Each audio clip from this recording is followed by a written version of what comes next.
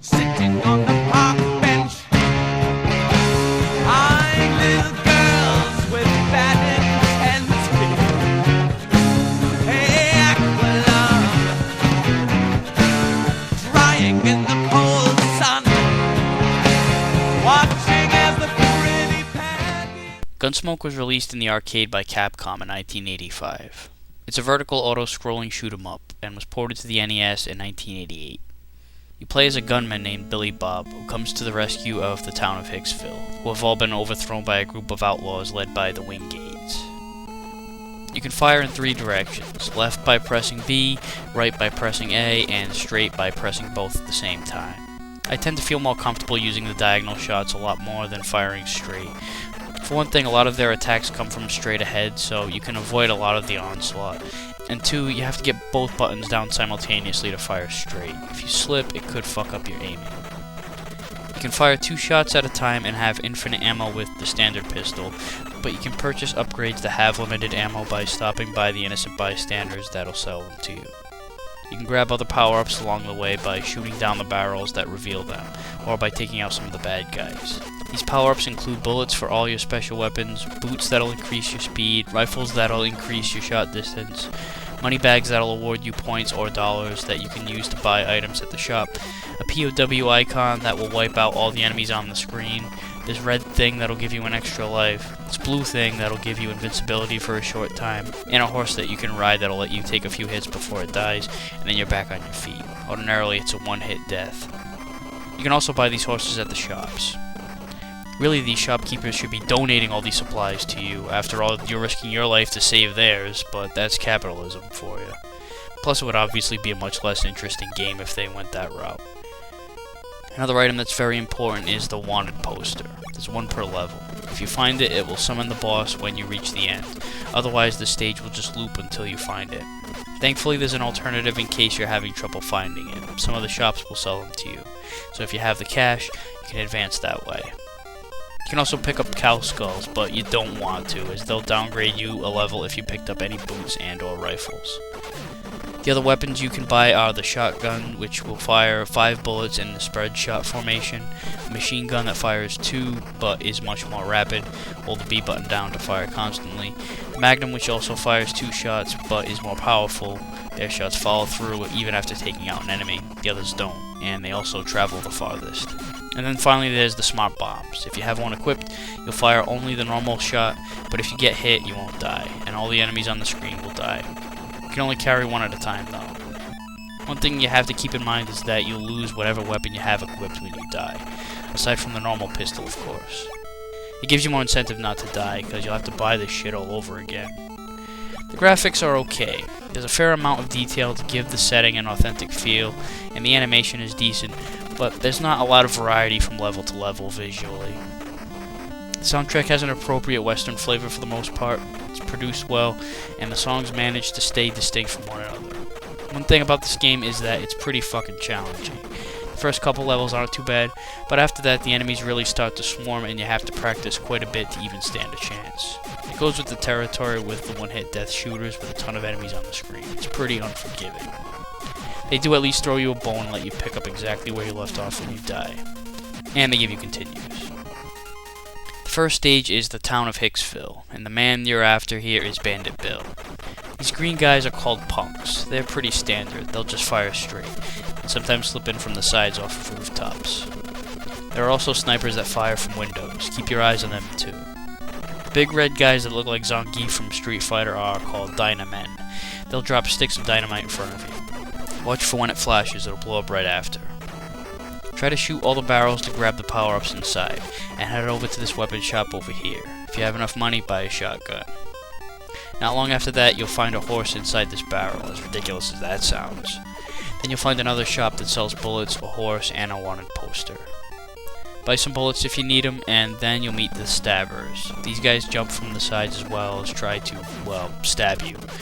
They're pretty quick when they move, but they don't have much attack range, so just keep your distance and you'll be alright. Fire at this barrel over here for the wanted poster, and the boss will be waiting for you when you get to the end. But But first, there'll be some more of these Zangief looking guys called Blastos. They fire shotguns. Blast them to hell.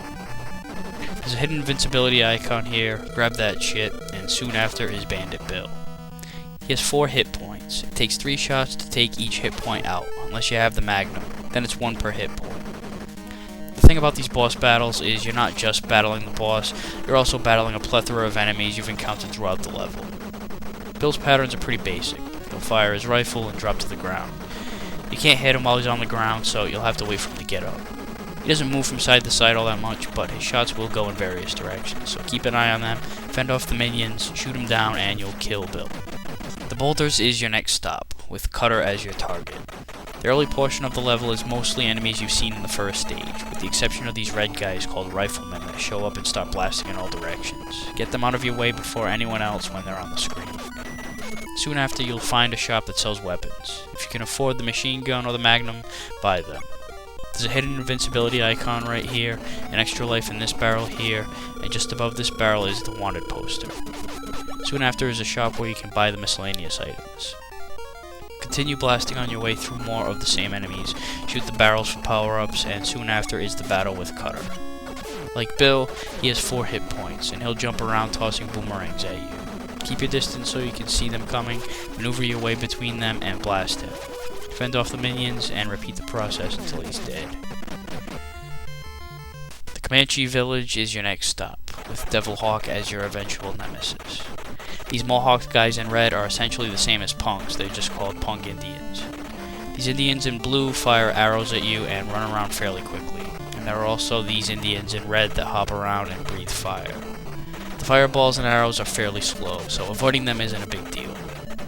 There's a weapon shop early on, stock up, and then you'll meet up with the axe-throwing Indians. Keep your eye on the teepees throughout this level for the snipers that fire from there. Shoot this barrel for an extra life, and then a little bit down the road is a barrel with an invincibility icon. Shortly after that is an item shop, and after that is when the shit really starts hitting the fan with swarms of these bastards. Another weapon shop follows, and right after that you'll find the wanted poster just to the left of this barrel. Blast away at the swarms that follow. Shoot these barrels down for some power-ups, including an extra life here, and soon after is the battle with Devil Hawk. He has 5 hit points, and it takes a shitload of hits before it drains each, so the maximum is a recommended option against him. When he spreads his arms out, he'll fire off blue fireballs in sets of either 3 or 5. Back away when you see him make this move, and weave your way between or around the fireballs and pump his guts full of lead. Blast away at his Indian minions. It's good old-fashioned cowboys and Indians here. When you finally get enough shots in, he'll drop. Death Mountain is your next stop, and you're after the ninja. There are a bunch of ninja minions called shinobis. They're relatively quick and throw ninja stars at you. And when they get close, they'll unleash their katana blades. Shoot them down along with the punks and blastos, and keep yourself away from the cliffside, because there are snipers that peep out of the holes, and rocks that come tumbling down.